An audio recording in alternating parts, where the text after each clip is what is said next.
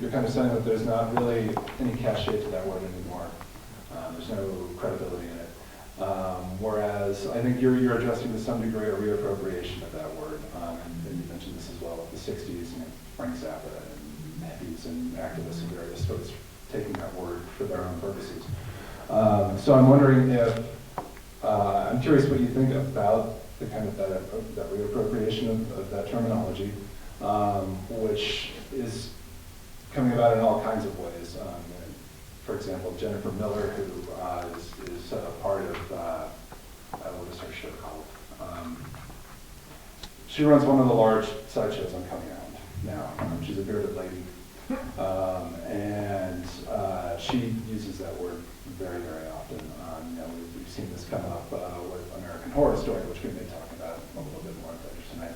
I'm curious what you think about those kinds of reclaimings of the word, and then also if there's something you would use instead, what terminology you would prefer, what terminology you think suits these kinds of purposes better in the show. And you mentioning that the book had been adapted into, or was potentially going to be adapted into a play and film, got me thinking about this again, because the five of us were passing around this article from Matt Fraser, who is one of the stars of American Horror Story. And I'm not exactly sure what his disability is called, so I can't speak to that. But he talks extensively in this interview about the fact that Hollywood really eschews this. Ryan Murphy's one of the first to really come back and bring disabled actors onto the set and into his films and his TV. And I'm curious why you think, 90 years after Todd Browning first does this, we're having to have this conversation again. Why is it such a surprise that Murphy would make this decision? And he also points out that it's a really easy way for people to win an Oscar if a normal person plays a disabled person. We've got Leonardo DiCaprio in What's Eating Gilbert Grape. We've got Daniel Day-Lewis in My Left Foot. The examples are numerous. And so I'm curious why that is, and why this conversation is taking place again now in the wake of this show coming out. Yeah, I've watched it so far, all of the episodes. I think there's been 5 now, and the first scene is very off-putting, let's say.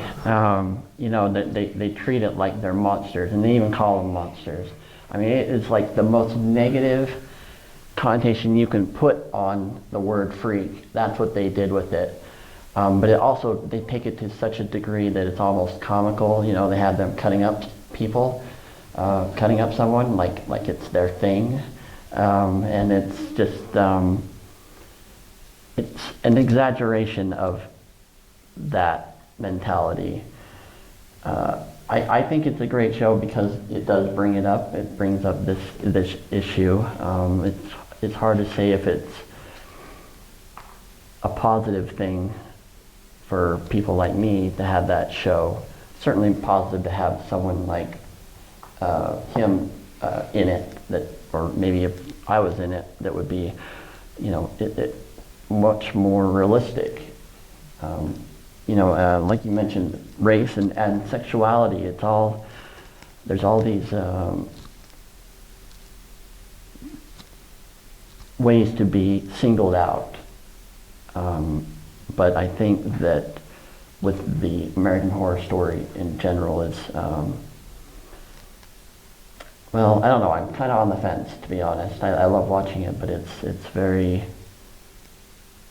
it hits to the core of a lot of emotional trauma for me to watch it, but I also laugh at it because it's like, just like if I were to use the word freak for my own gain, it's like if I say freak and it gets your attention, it's like, freak, look at my art. I want to get your attention.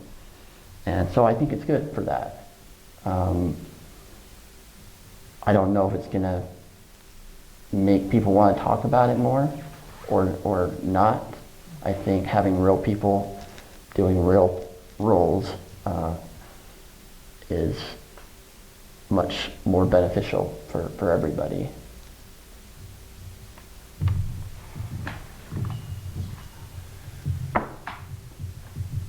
So I don't want to get into all the long academic history of why various people think that the Victorians really embraced and then almost immediately rejected the freak show culture.